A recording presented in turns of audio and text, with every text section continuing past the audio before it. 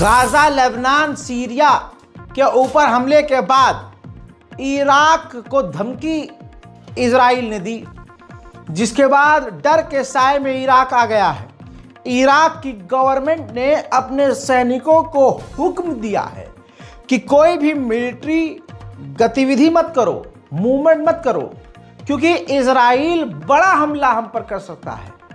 मेरे दोस्तों, आपको मिडिल ईस्ट की तमाम बड़ी बड़ी खबरें जो लेटेस्ट अपडेट आ रहे हैं इस वीडियो में बताने वाला हूं।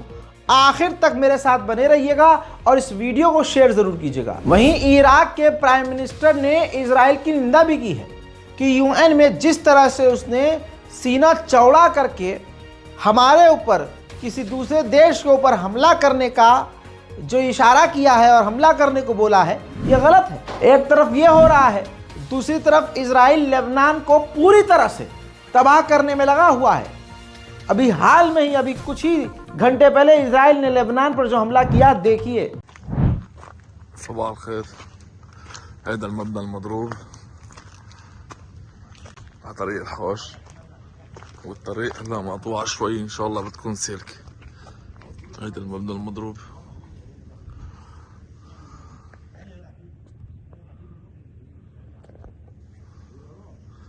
هيدي فيلة وطفة، هي المبنى على جنب فيلة وطفة، 3 طوابق هون، والمحلات كلها.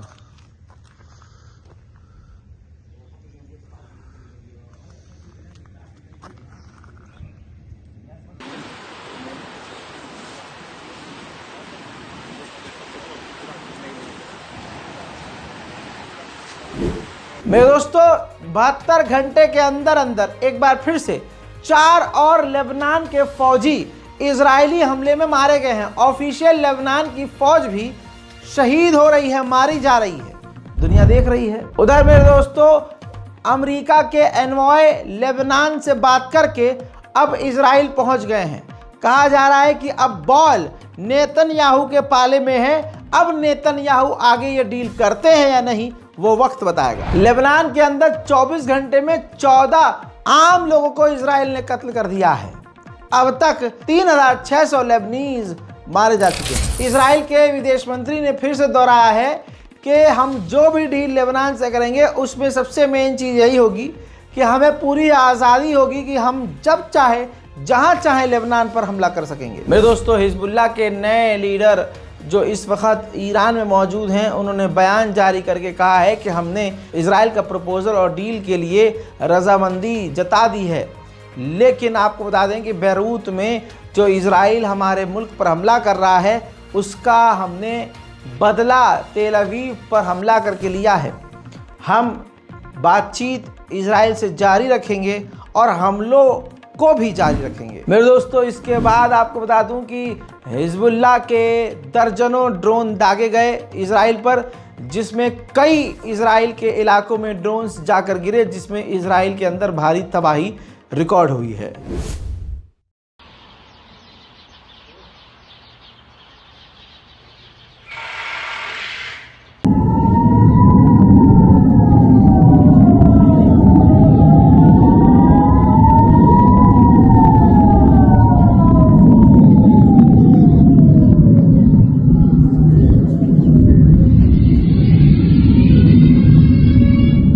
בטוח, למה לא מערב טוב? בטח בטוח.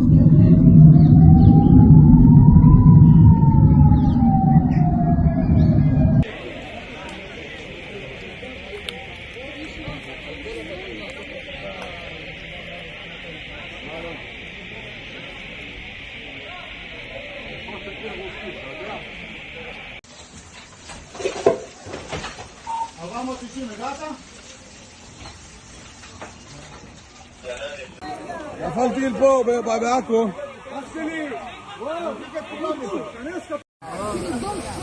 تكساس العالم. طلع البس شقفة بس خطط. طلع من الصاروخ. شوف لنا خلص مش قادر.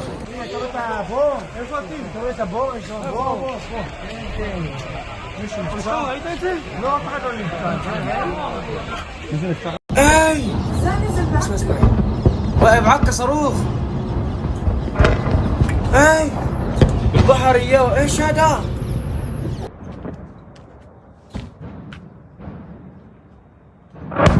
לא פה, מאמי.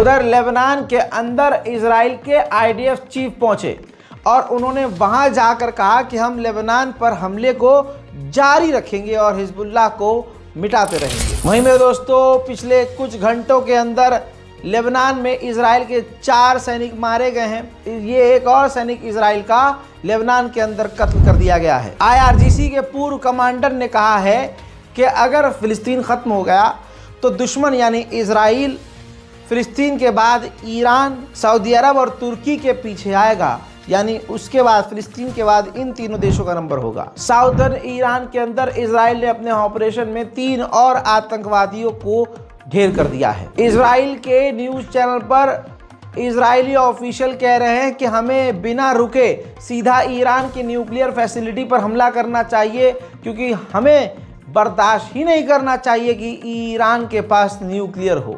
देखिए, אושוויץ וטרבלינקה מאחורינו. זה לא יקרה יותר. זה ששונאים אותנו בסדר, אבל אנחנו כל כך חשובים בכל מקום, שהמצב שבו קהילות שלמות, אוכלוסיות שלמות, ירצו להרוג אותנו, להשפיל אותנו, לגרש אותנו בשתיקה של המדינות, זה לא יקרה. זה לא יכול לקרות, אנחנו כבר נמצאים במאה ה-21, זה לא יקרה. וגם הקונספציה הזאת, אם אנחנו מחברים את הנקודות של מה שקורה לנו בחודשים האחרונים, אנחנו מבינים שאנחנו הולכים לכן, בהיבט הזה... मेरे दोस्तों, दोगलापन ये है कि यूएन के अंदर ह्यूमन राइट को लेकर यूएन के अंदर ईरान के खिलाफ कानून पारित हो गया है और माना गया है यूएन के अंदर कि ईरान ह्यूमन राइट का वायलेशन कर रहा है। यानी जो इजराइल 45 से 50 हज़ार आम लोगों का नरसंहार कर दे, वो ह्यूमन राइट का वायलेशन नहीं कर रहा है, ईरान कर रहा है। कहा जा रहा है कि ईरान के सुप्रीम लीडर ने लेबनान से वादा किया है $10 बिलियन की मदद का। उधर ईरान के हैकरों ने ऐसा काम कर दिया कि मूसाद तक पसीने अपने पोंछता हुआ नजर आ रहा है। खबर यह है कि एक इजरायली नेटवर्क SSV.net यानी SSV ब्लॉकचेन नेटवर्क को ईरान के हैकर्स ने हैक कर लिया। इस नेटवर्क को मूसाद कंट्रोल करता था। वहीं IAEA के चीफ ने कंफर्म किया है कि इजराइल ने ईरान की न्यूक्लियर साइट पर हमला नहीं किया है। वहीं मेरे दोस्तों, पाकिस्तान के अंदर हथियारों के एग्जीबिशन में ईरान अपने हथियार दिखा रहा है।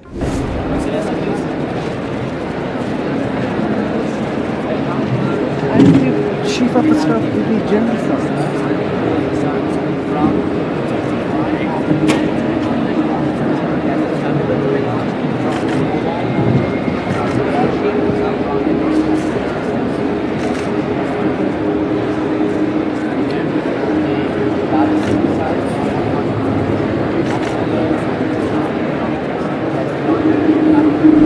ईरान के राष्ट्रपति मसूद पेजेश्कियान ने ईसाइयों के सबसे बड़े धर्मगुरु पोप फ्रांसिस से रिक्वेस्ट की है कि आप अपने इन्फ्लुएंस का इस्तेमाल कीजिए और मिडिल ईस्ट में जंग को ख़त्म करवाने की कोशिश कीजिए। ईरान के नए राष्ट्रपति मसूद पेजेश्कियान ने कहा है कि ईरान की राजधानी तेहरान को बदलकर कोई और जगह को ईरान की राजधानी बनाया जाए। एक और फिलिस्तीनी जर्नलिस्ट, ये 2 हैं, दोनों साथी हैं, एक कैमरामैन है, एक उसका साथी है, इजराइल की बमबारी में गाजा में शहीद हो गए हैं। वहीं अगली तस्वीर देखिए, ये भी गाजा की है। फिलिस्तीनियों को गिराकर जमीन पर गिरफ्तार किया हुआ है इजराइल की सेना ने। मेरे दोस्तों, 3000 फ्रांसीसी लोग इजराइल आए हैं रहने के लिए, यानी 7 लाख यहूदी देश छोड़कर भाग गए और फ्रांस और विदेशी लोग इजराइल आकर बस रहे हैं। वाह! अमेरिकी नए सेनेटर जो ट्रंप के सेनेटर हैं, उन्होंने कहा कि बहुत जल्द हम कुर्सी पर बैठने वाले हैं, सरकार बहुत जल्द संभालने वाले हैं और हम हर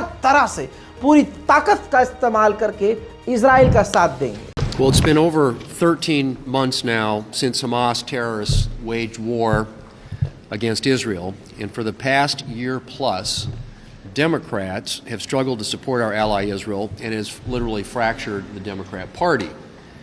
For example, we are expecting tomorrow Senator Sanders to offer a resolution denying lethal aid to Israel.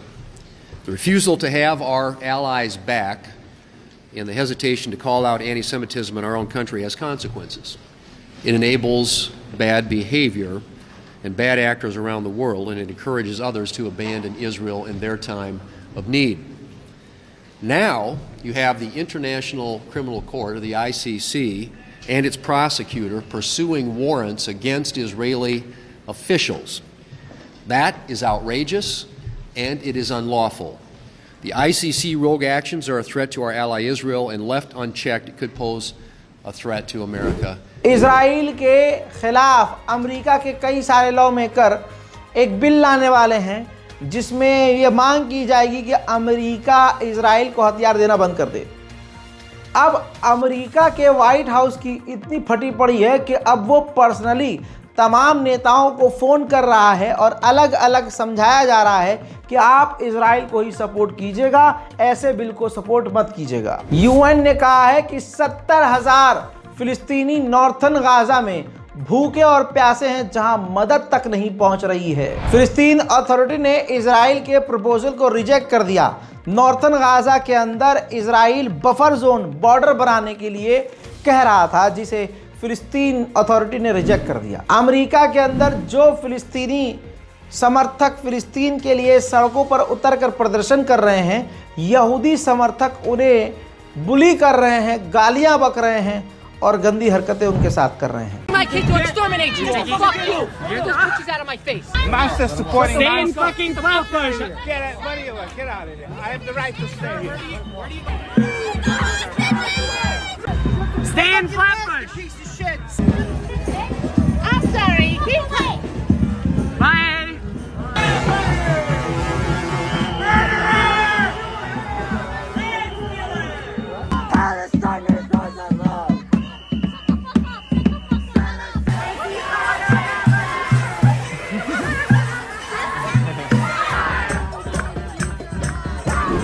उधर गाजा ले चलूं तो गाजा के अंदर मकानों को तोड़कर जमीनों को समतल इजराइल कर रहा है।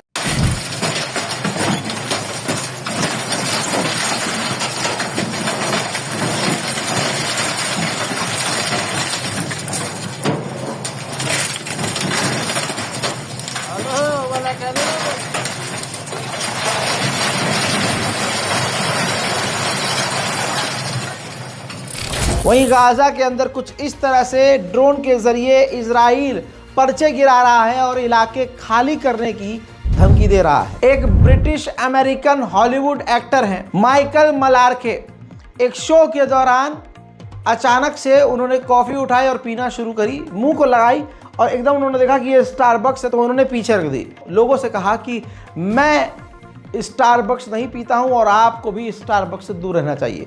फिलिस्तीन के समर्थन में ये पूरा खेल हुआ है, देखिए। I love you, Azenzo, so I was hoping you could say hello, darling. I'm sorry, I didn't realize that was Starbucks coffee. I do not drink Starbucks coffee. I boycott Starbucks and you all should too. बरतानिया में Islamophobia बढ़ चुका है। इस वजह से हाल ये हो गया है कि बरतानिया में रहने वाला हर तीसरा मुसलमान बरतानिया छोड़ने के लिए सोच रहा है। उधर न्यूजीलैंड ने हिजबुल्लाह को आतंकी लिस्ट में डाल दिया है। उधर अमेरिका के अंदर फिलिस्तीनी समर्थक एक्टिविस्ट्स को गिरफ्तार अमेरिका की पुलिस कर रही है।